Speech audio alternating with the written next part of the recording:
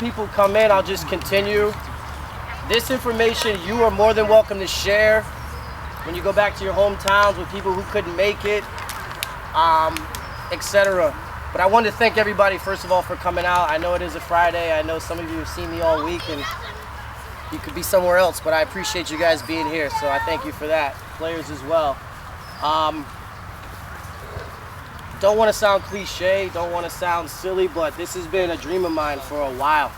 I can't even tell you. Ever since I really realized that I wanted to be a professional player, I knew soccer was it for me. You know, and to be able to do it full time, 24/7, it's good to say that it's not a job.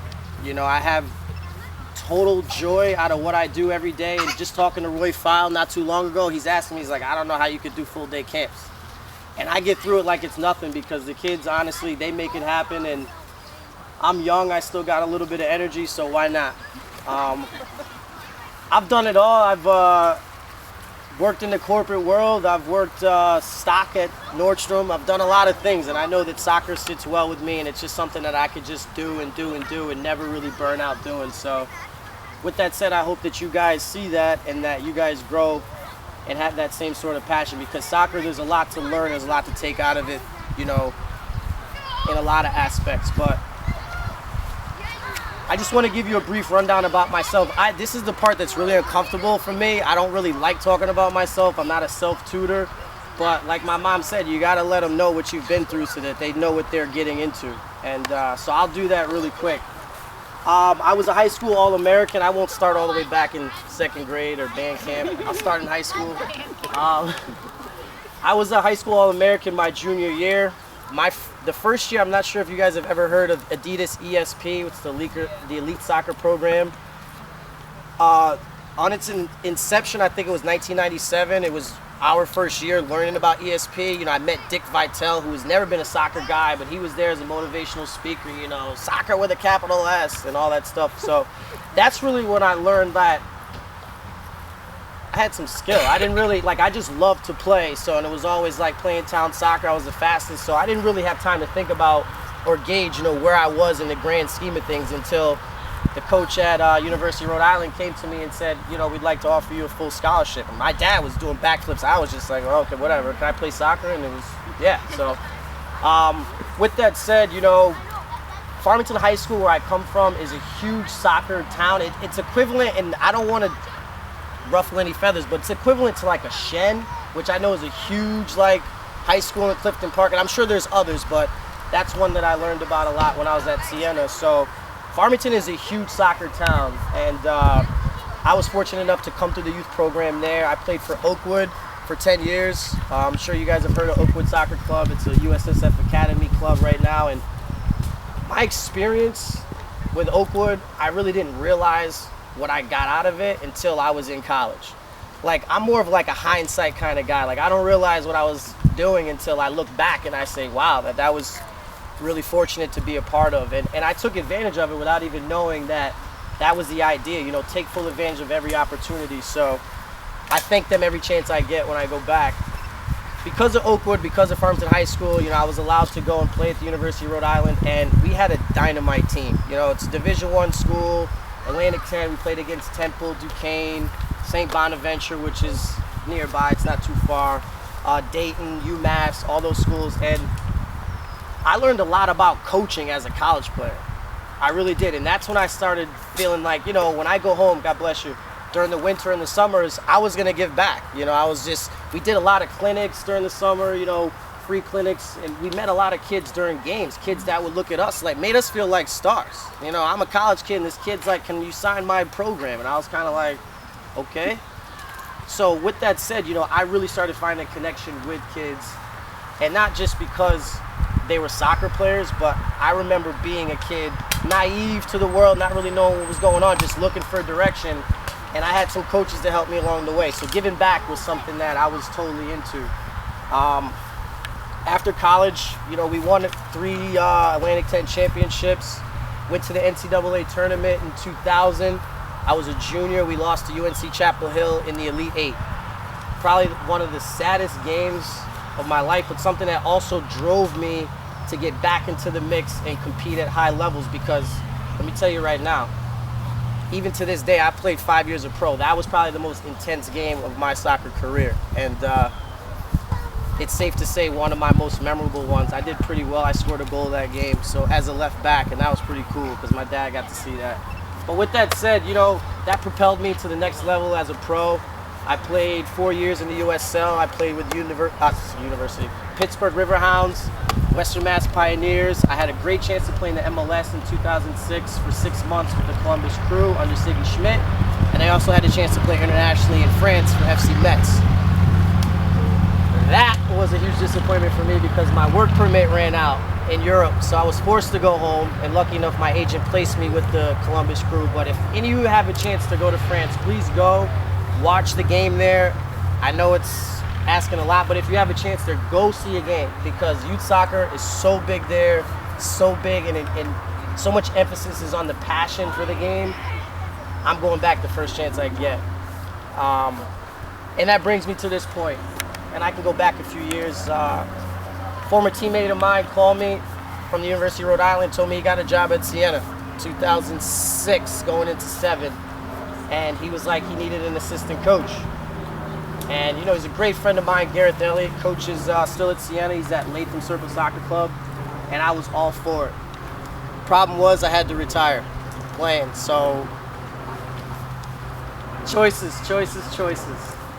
And I know at times we're all left with choices when we're younger, but you got to make the most of it and stick with what you believe in, and I did that, and I couldn't be happier right now. Still have a lot of friends that are former pro players, current coaches, and I've kept those network bases with all those people, so that's huge for me. At Siena, I had a chance to bring in Emery Welshman, who was the MAC Conference Player of the Year and the Rookie of the Year his freshman year. He is now transferred and gone on to Oregon State, where he is Pac-10 Player of the Year and getting ready to play for the Portland Timbers. And someone that I hold in high regards in my professional coaching career, because he's someone that could have chose James Madison, Clemson, and Oregon State before he chose Siena. And it was something about what I motivated him to come that he came. And he's a dynamite player, and he's someone that I really believe in, and that's how I feel about all the players that I coach. Again, I don't want to sound redundant. I actually don't like this part. You know, I like for my players to speak for me and what I'm all about. So just bear with me really quick. With that said, my personal endeavors as a coach is to get back to where I was as a player. You know, I competed for a national championship in Dallas, Texas with Oakwood at U15. As youth players, let me tell you, you won't have a greater experience. You're in there with teams from California, Pennsylvania, New Jersey, Texas, you name it, and you talk about competition, everyone is vying for the same thing. And with that said, I think that there's a lot to be gained, even through life skills, being a competitor. And that's what I want to see in my players. Excelsior FC. My baby. Our baby. I could not be at this point right now, even with my dreams, without recognizing a few people here. I hate to put them on blast, but Mark Kelly, I want to thank you and your wife, Jen Kelly. I want to thank Audrey Bechtel and her husband, Todd, and their wonderful kids for believing in me and our goals as an organization and really putting their best foot forward. I mean, I've been at camp all day. I get back, and Mark's hauling stuff in. He's setting up mows, and Audra's printing out paperwork, and I couldn't ask for more. And that's just the tip of the iceberg for what they've done for me. So I want to commend you guys first and foremost, not just in front of people, but because I really thank you for what you've done. And that just goes to show the anatomy of our club and what we're all about. I will get to the meat of things, which I know why you're all here, and I think it boils down to what sets Excelsior apart from everything else. You know, I'm sure you've been around Black Watches, the Alley Cats, the Elites, the Gilderlands, First Touch, I mean, you name it, town teams, etc. And I know that you wouldn't be here if you weren't looking or interested in something different. And I don't think I would be either. Coached at Black Watch for 3 years, and regardless of what you've heard, there was no hire fire situation. I was at Siena. I was brought in as an independent contractor to help develop the club. Once I noticed that a lot of the things stem from the root of soccer development, I thought that that's where I would be best suited. That's where I think the kids would get more value out of me, is at the root. Because my favorite saying in the world is the root produces the fruit. So we can't be mad at kids when at times you got the best player on the team, he passes it to the worst player on the team, he doesn't get the ball back, and parents are like, this kid stinks. That's not fair. It's not.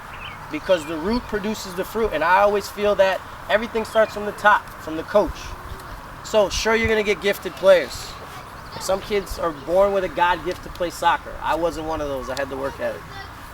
But with that said, I think it's what you do with the base, the foundation of your club that props everyone else up is where you make your difference. Because quite frankly, some kids are left behind. And I was there, and I saw it from the inside looking in, and it's not a pretty sight. Because here's the problem. The mentality of parents is, what's in it for my kid? You've now taken out the team element. As soon as you say that, as soon as you think that, you've taken away the concept of a team. There's not 10 balls out there. There's one. There's not 10 goals out there. There's one that you score on, one that you protect. So that's what you want to bring to the table if you're talking about a team. Otherwise, you're playing in a group of individuals, and it's only a matter of time before things go downhill. So outside of just being a coach, I want to be an educator as to what's important at different times of the kids' development. Because quite frankly, people are just confused as to what's important. I want to win. We all want to win. But there's a lot to be gained in developing through loss. Sure, Ben Kogan, I'm going to single you out. Not just because you're good looking, you're sitting right in front of me. Everything is awesome when Ben's winning. Scoring side volleys, 8-0, 9-0. You're coming back from Long Island, we kick butt. Sweet. Of course. It's a delight, and that's what I want to see. But what is it like when the chips are down for you, Ben? Because as a college recruiter, that was my #1 recruiting point. I'm here because I know you're good. So I'm looking at when things are difficult, how are you? Are you pointing fingers on the field? You come off, yeah, whatever, coach. You kicking water bottles? You getting yellow cards? You stop playing? No, not you personally. I'm sorry to be looking. You're just going to look. I'm sorry. But what's in the player's mind when things aren't going well? Because to me, development is when you run into a brick wall called a better team, a better player, a better coach, and then you evaluate yourself and say, where am I in the grand scheme of things? Because quite frankly, I love town soccer. Because that's where I look for the kid who's got the passion, who's got the raw skill, and you develop that. But at the premier level, ladies and gentlemen, it's a different ballgame. And quite frankly, some of you mentally, not you personally, but I've been around. Some things are scary to watch. But mentally, you are defeating the purpose of development when everything is about the game. I want to win. I want to, this coach might, well, this is the best team in town. In conjunction to what? Because to me, everything involves development, mentally, physically, intellectually. That's why our mission statement is to build a strong physical, intellectual, and technical foundation. So when we say foundation, we mean the root of where you come from as a player. Because I'm telling you now, Austin Miller, you could do a bicycle kick 30 yards out, top shelf. If you have a bad attitude, it will carry you forward into life. And that bicycle kick sometimes doesn't help you in the real world, in an office. Soccer taught me life skills. Waking up when I didn't want to wake up in the morning. Playing in the rain. Passing the ball when I didn't want to share. Go figure. And in life, you learn these things. It rained Monday morning at camp. I was the first one here. Everyone's like, is it camp? So people email me. Nothing's going to stop top 11. No way. I played on too many rainy games, too many rainy practices to let that bother me. And that's why we ultimately believe, and I thank Audra and Mark, Jen, and Todd for this, when we sat down and we said we want to build life skills through soccer. And we believe in that. Commitment is huge in the real world. Some of you kids, let me tell you right now, to wake up in the morning and have breakfast waiting for you, luxury. That's a parent commitment. To check your schoolwork, make sure you're getting the grades and doing the things, trust me, they don't have to do that. It's a parent commitment. They learned along the way. So while you're home with your feet up, playing FIFA, know that something got you to that point, and that's parent commitment. And they've learned that somewhere along the way as well. So it's only right that our kids learn that. What we're looking for in players, and our philosophy is 3 things. Some definitions are longer than others, but we are looking for players that have strong technique in soccer. Sure, you could boot the ball 50 yards. Boom! Go get it! With a toe. Over times, when you run into these better players, better teams, better coaches, you have to be able to be technical. And know that at times, just winging it, just towing the ball, isn't always going to fly. So where are you in the standard of technique in the game? Can you pass the ball properly? Can you drive a ball properly? Can you take balls out of the air, chest, thigh, head, foot, properly? Because you can do 100 things wrong, and 100 times 0 equals, there you have it. Fitness. Let's talk about it. And these are Webster Dictionary. This isn't my definition. I even put the pronunciation, all that good stuff. Fitness boils down to the condition of being physically fit and healthy. Evan Kelly, probably one of the hardest working kids I've trained, right? And I think what makes you very effective is that. And I think you can build off of fitness. It also defines it as the quality of being suitable to fulfill a particular role or task. So when you go from a talent team to a premier team, the level changes, let's face it. You go from CDYSL League to playing in the New York Premier League or another U.S. club soccer league, different ball game. Well, my kid's 8, he plays U10. Okay? It's a different ball game in Premier. So you have to gauge where your kid is in the grade. We're going to edit that, right? On top of that, we may be live right now. But on top of that, you know, can you carry out what's being asked of you from a physical fitness standpoint? All right? So good health and physical condition, especially the result of exercise and proper nutrition. My dad gave me this frame. I'm upset with it. But I keep myself as healthy as possible because I know I got to be able to run around with these kids all, and let me tell you, I know you know. Bless you, sir. 30 of them at a time takes more than 2 hands. So I need to be physically fit as well as them in order to keep up with them. Discipline. The practice of training your body and mind to respond to the demands of what's being asked of that individual. You gonna leave me hanging? Don't leave me hanging. We're on tape. We're live right now on the internet. Give me 5, give me 5. Come on, buddy. Yeah! Thank you, sir. But yeah, discipline is huge. I think commitment, how you show up, your attitude. Are you a winning player? Can you deal with losses? Can you take constructive criticism? Are you motivated? Can you make players around you better? Discipline. I think what makes some of the players that I've trained over the last few years very good is the attitude that they bring in when they come to train. Again, you could be the best player in the world with poor discipline. It's only a matter of time. And I've seen some kids who, they just had a winning spirit. They weren't technically the best. They couldn't change the dynamic of a game with one play, bless you.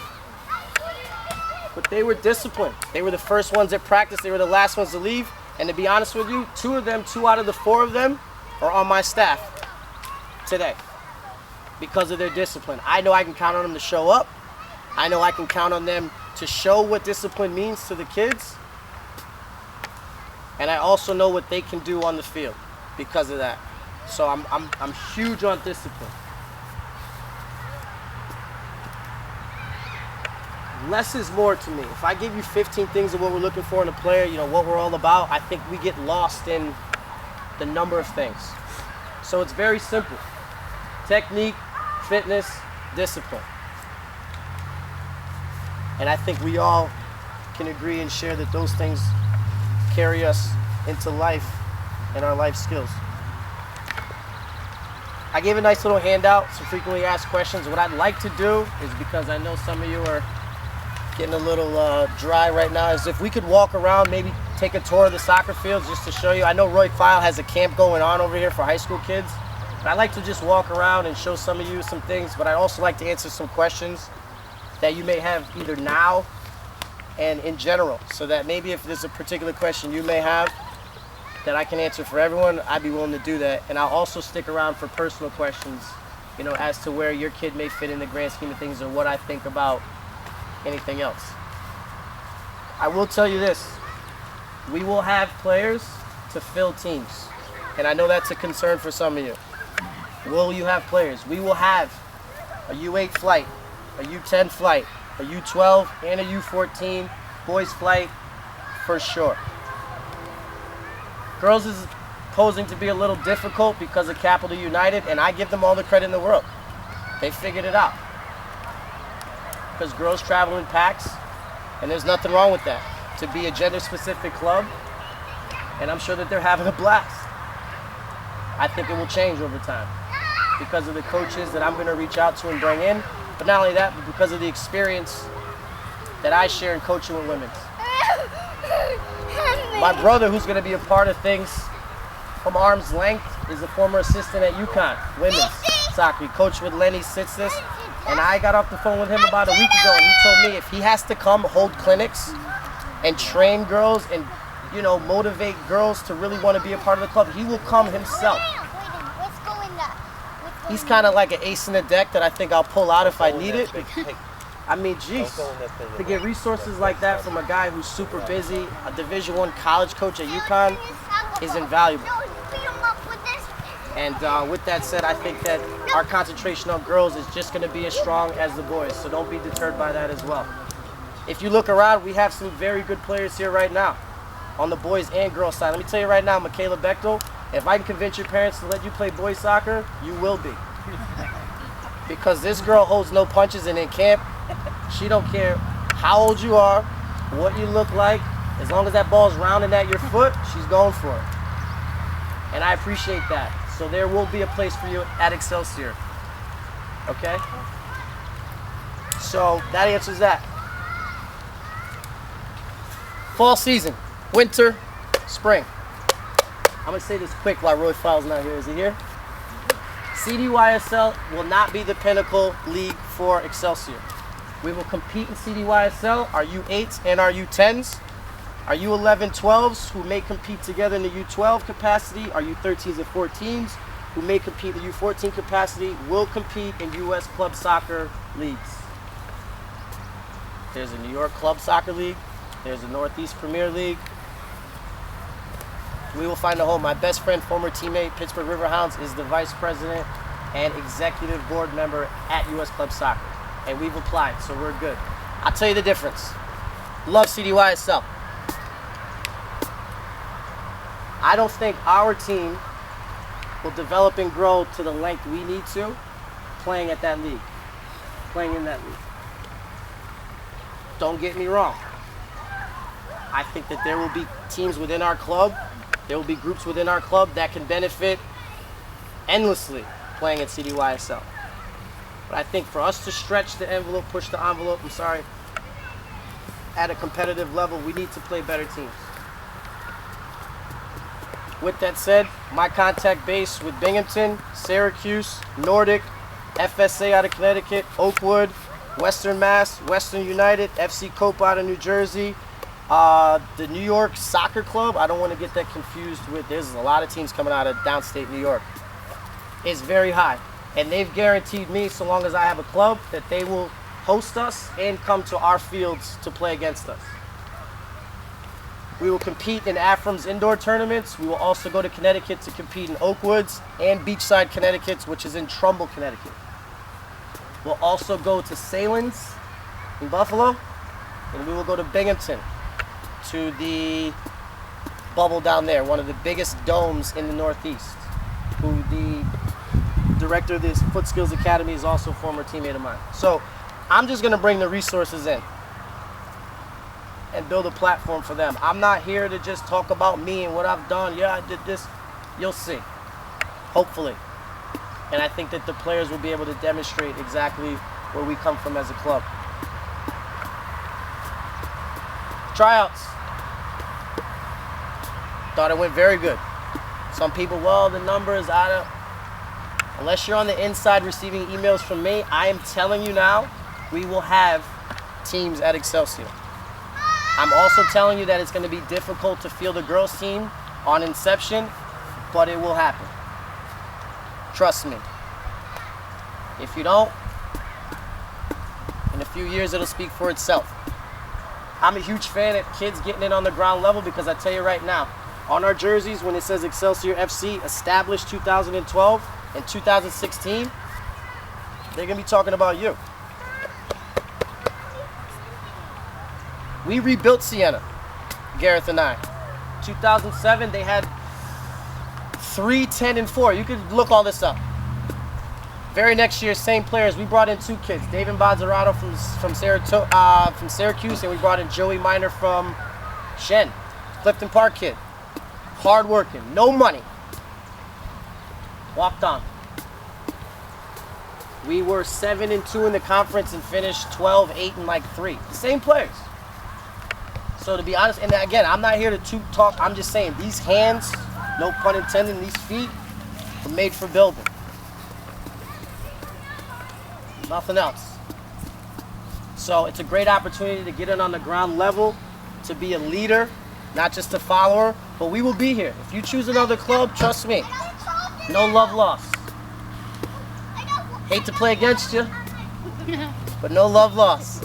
But we will be here from years to come, so if you decide on another year, maybe let's see how it goes, fair enough.